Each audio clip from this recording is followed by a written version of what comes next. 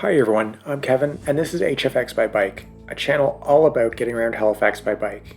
Except sometimes it's Halloween, so I'm going to talk about scary things like rights of way and land use instead. Space in any city is limited, and different ways of getting around are always going to compete with one another for their share of the public right of way. Halifax is an old city by North American standards, built before widespread adoption of the car, and that's why there's no room for transit or bike infrastructure. That doesn't make a lot of sense to me either, but it's a common sentiment that raises an interesting question. Just how much space is dedicated to things like bike lanes and transit priority around the city?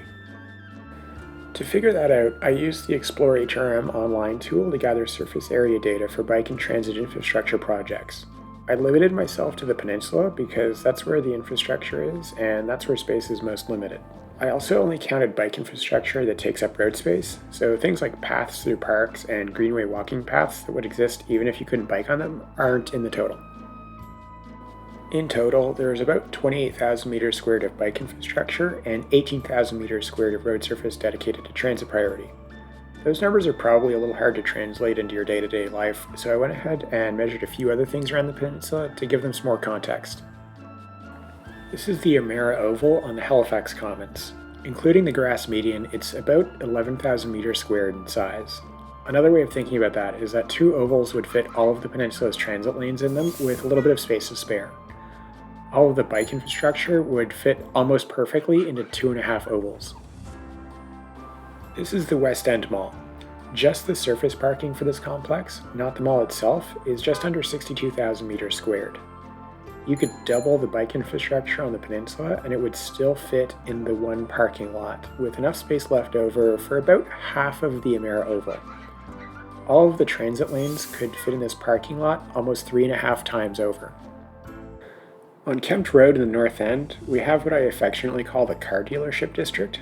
Taken together, all of the car dealerships along Kempt Road take up about 150,000 meters squared of space, which equates to more than 3 times the size of the bike and transit systems combined, with enough space left over for one entire Amera Oval.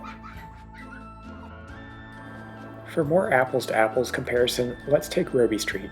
Roby is a major north-south arterial connecting the peninsula to both mainland Halifax via the Bedford Highway and Dartmouth via the Mackay Bridge.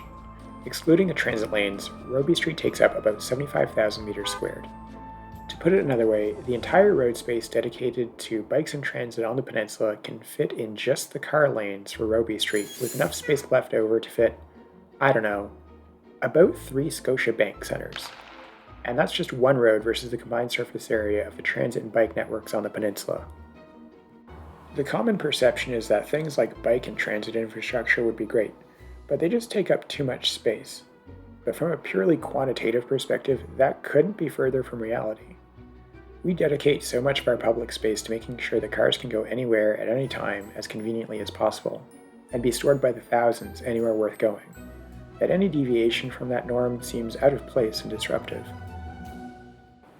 Not being able to see the amount of space dedicated to cars and the limited returns it gets us in terms of preventing gridlock prevents us from thinking clearly about the need to provide alternatives.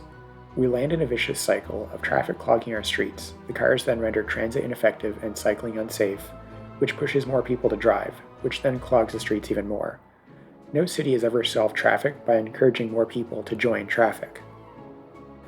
The big secret of getting around traffic is giving people more ability not to join it to begin with.